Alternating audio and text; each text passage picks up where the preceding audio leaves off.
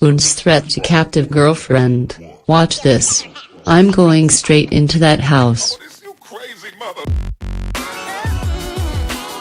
With his pregnant girlfriend screaming for help in the backseat of his car, a drunk and angry Jamie Scott roared through the streets of Thames at speeds of up to 140 km/h.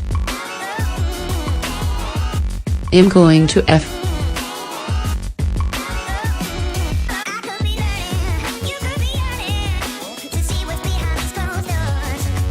And kill you, he yelled at her as he sped up Mackay Street.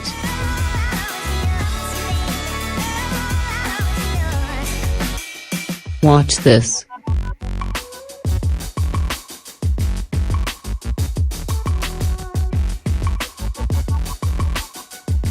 I'm going straight into that house.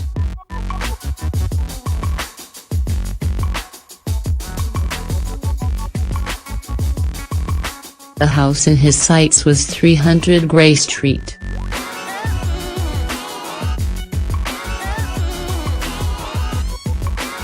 True to his word, he flew over a concrete traffic island, through a wooden one-way sign, and directly into the house. It was the end of a short but terrifying ride for his passenger, unrestrained in the back seat, who had been pleading with Scott to stop and frantically texting a friend in a bid to get help. She suffered a broken leg in the impact and bruising to much of her body, and had to be cut out of the car. At the time, November 24 last year, she was 15 weeks pregnant.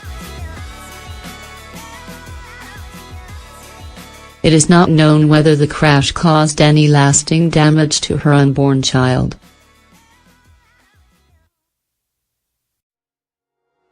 The smash also landed Scott in hospital with multiple injuries including a broken arm, cheek and jaw.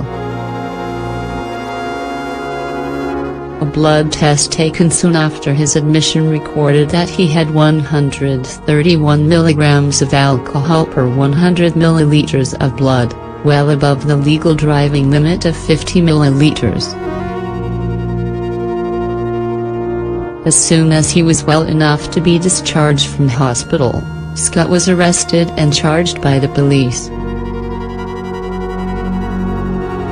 In the Hamilton District Court on Monday, the 18-year-old was jailed for 3 years and 7 months on charges including wounding with intent to cause grievous bodily harm, dangerous driving, driving with excess blood alcohol, contravening a protection order and driving while unlicensed.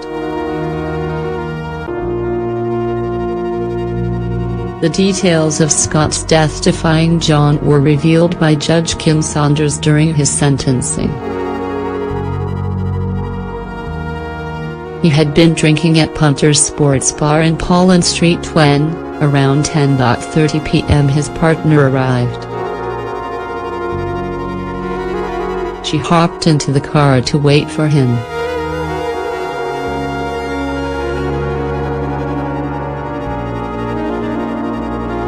Scott presently emerged from the pub with a friend.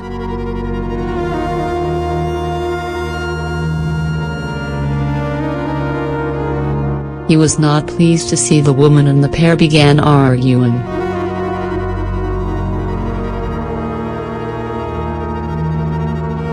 Scott dropped his friend off at the Imperial Hotel.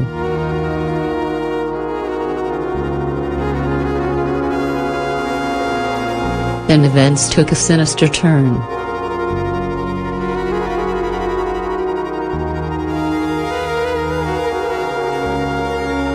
He locked all the doors, preventing his partner from hopping out of the little car.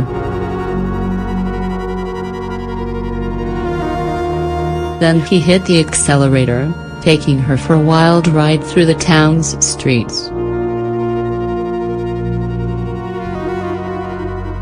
"Me out of this car, help me, she screamed.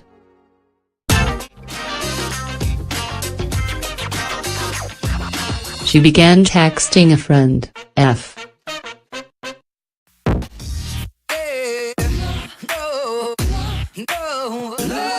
help, I'm scared.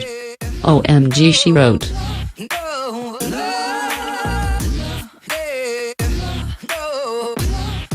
The friend rang her.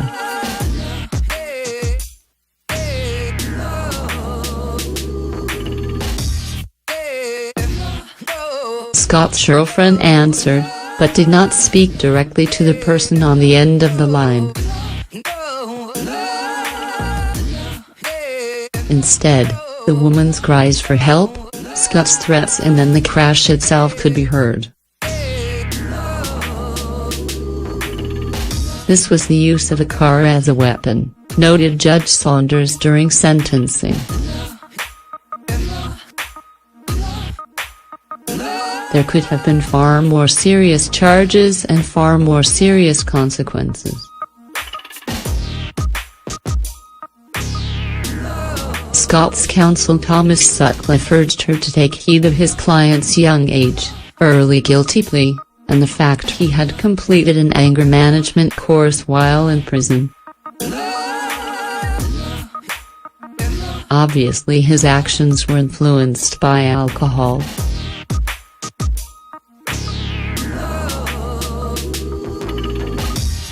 Clearly this was an irrational response to what happened on that particular night.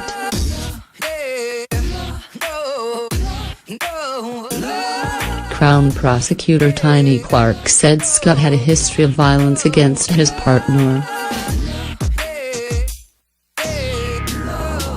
In December 2016 he was sentenced to 5 months of home detention on charges including assault with intent to injure, threatening to kill and willful damage.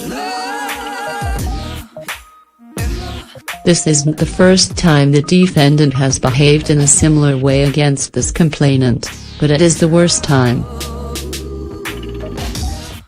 Despite their tumultuous history, the woman was very forgiving of him, the judge said. She continues to support you.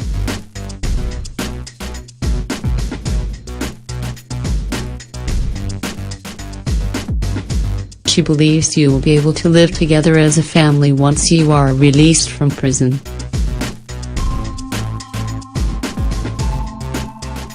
Judge Saunders agreed with Sutcliffe that Scott's latest violence was spontaneous rather than premeditated, but because of his past convictions she could not afford him the usual discounts off jail time given to younger offenders. From a start point of 5 years imprisonment on the wounding charge, the judge added 9 months in recognition of the other charges, and a further 3 months for his prior convictions, but then subtracted 6 months on the principle of totality. A 25% discount for his guilty plea and then 10% off for youth and expressions of remorse brought an end sentence of 3 years and 7 months.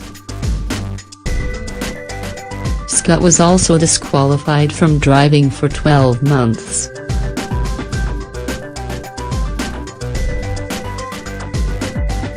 Judge Saunders did not order him to pay reparation to the owners of the home he crashed into, who had also been hit by a $2,000 insurance success shortfall, as he had no means of attaining such money while in jail.